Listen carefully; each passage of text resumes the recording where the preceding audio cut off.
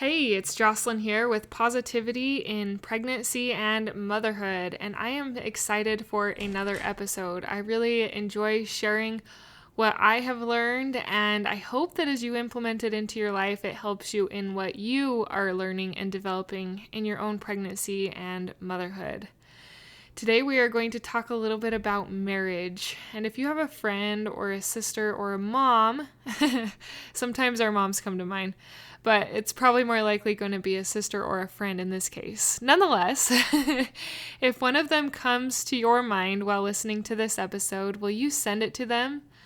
I don't do any paid advertising for this podcast. It grows through word of mouth. It grows through you sharing and telling others what you are learning and have learned from it. So if you could do that, that'd be great. And another thing that actually really helps women to find this podcast is to give it a rating and review. So maybe someone doesn't specifically come to mind, but if you give it a rating and review on iTunes, that helps other moms who are searching for stuff like this to be able to find it. So if you could do that for me, I'd be super appreciative and very grateful that you took a few minutes to help this podcast spread, to find the women who need help with their mindset in pregnancy and motherhood. Thank you so much. On to our episode. Hi, I'm Jocelyn, host of the Positive in Pregnancy and Motherhood podcast. I help pregnant women and mothers to find positivity in their season of life through changing their thoughts to work for them and not against them. I help mothers find the small, doable steps in thought and action without making drastic changes to their everyday mom life. And I can help you. Thanks for joining. So I'm pretty passionate about finding positive mindset in pregnancy. I'm also pretty passionate about finding positive mindsets in motherhood because as I have done that in my pregnancies and my motherhood, it has transformed me. And I've become and been able to become more the person that I saw myself being, that I desired to be. And it was through changing my thoughts to work for me and not against me. This also has power in marriage and in my marriage. And I want to share with you some things about marriage that I have learned and advice that has been passed on to me that I feel like helps in my marriage and kind of how to implement these tools so that your marriage can be enjoyed and not just endured. I always kind of grew up with the idea that I wanted to get married, have children, and live happily ever after. That typical princess ending where everything just goes smoothly after that because you found your true love and you're growing a family together. And it was hard. It was harder than I thought it would be. Marriage was harder than I thought it was going to be as well. But it is beautiful, and it can be beautiful as we intentionally feed it and as we shift some of our mindsets. So my first tip is that in your marriage, you have to choose to be intentional. It doesn't just happen that you have an amazing and completely fulfilled marriage where you and your husband are just on the same page. You really enjoy doing things together. In my case, and in others who I've kind of talked to with about marriage, it seems that it takes a little bit more intentionality. We both come from different upbringings, us and our husbands, and combining that together and, of course, our own personalities, and then there's the female and male differences, there is a lot of room where conflict can occur, and sometimes it can feel like you get to a point where you just start enduring in your marriage. But that's not what I wanted to do. I felt like I was getting to a stage where there were moments and times and seasons where I was just enduring, and I was like, this is not what I want. I want this to be happily ever after. So I had to start getting intentional.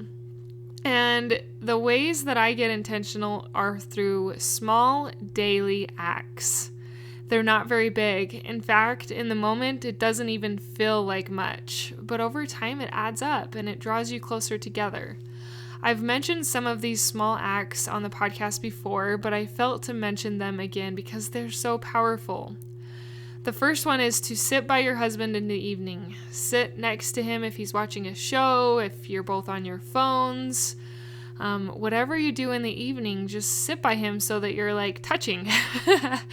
Like touch him. And even if you're not doing the same thing, even if you're doing something on your phone and he's doing something on his phone, or he's watching the TV while you're on your phone, just have a little bit of physical contact.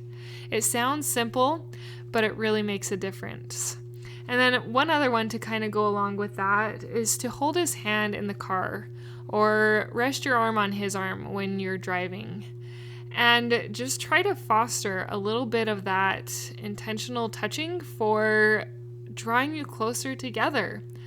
I think sometimes we get so busy that we forget that. We forget those little things that really kind of held us together when we were dating and were so valuable and important. And then as you get married and kids come, you just kind of forget.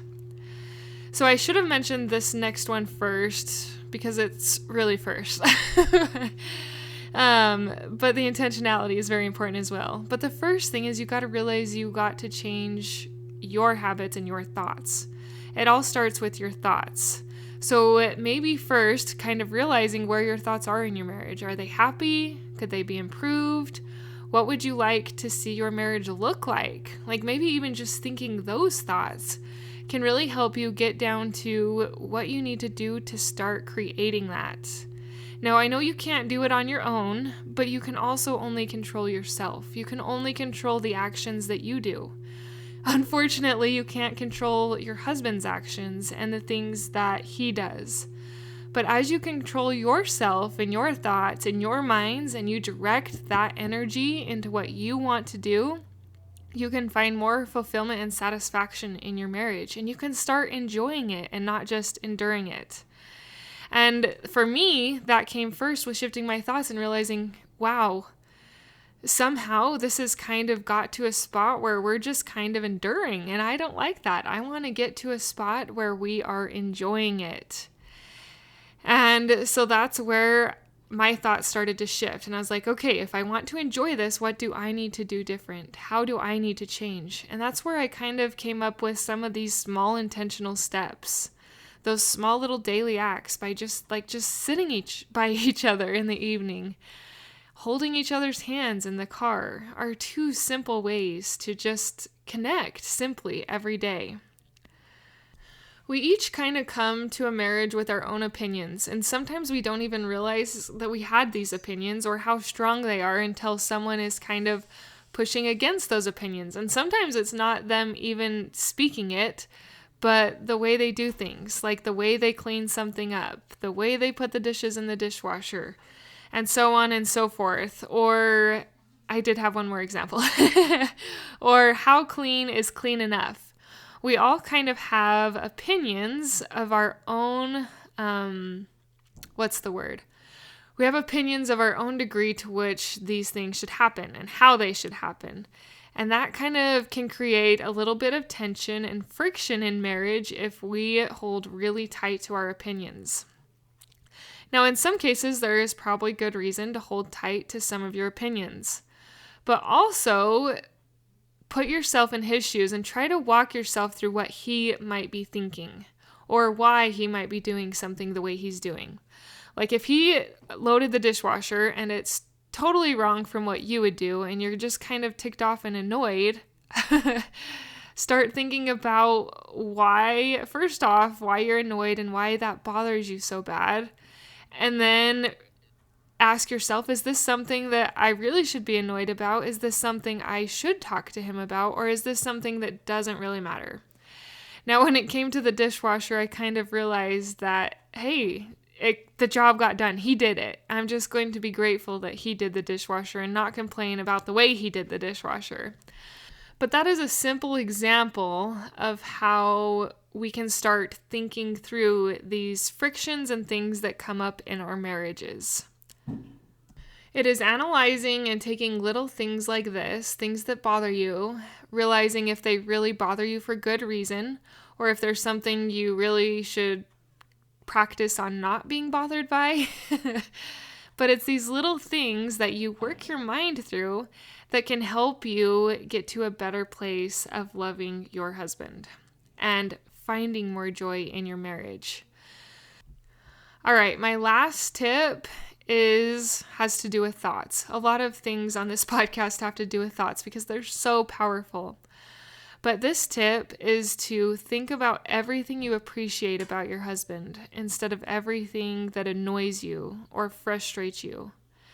Think about all the reasons that you're grateful for him, what he does, things about him that you like, things that he does for the kids, that he does for your family, the work he does, and so on and so forth. And think about everything you're grateful for, maybe even events or things in the past, and how you're grateful for those moments. Dwell more on those than dwelling on your frustrations with him. Because as you dwell more on the appreciation, it's easier to feel love. But when you dwell on the frustrations and the annoyances, it's a little bit harder to feel that love that you want to feel. I am not perfect at my marriage. I am not even perfect at any of all of these things that I talked about in my marriage. But because I have been doing these little things for a few years, it has made a difference, and I feel much closer to my husband, and I feel that my marriage is enjoyed. Like, I feel like I enjoy my marriage. I enjoy being married to my husband, and I'm not enduring. It can take some time, and it can take some practice, but as you do it, and as you try these tips, even some of the very simplest ones like touching each other, it can help you start to build a marriage that is to be enjoyed. You are amazing, Mama, and I know that you can do one of these little tips in this episode to strengthen your marriage, even just touching each other in the car. Start there. Start little. Don't try it all, but try one, because little by little and over time, you will build a strong and happy marriage that you enjoy and that you have fun with. And that marriage will be an amazing foundation for you and your family. Keep up the good work. Thank you for sharing this episode. Thank you for giving it a rate and review. But most of all, thank you for implementing these tools into your own life, into your own motherhood, to be the mom that you desire to be. Keep it up. You're awesome. Until next time.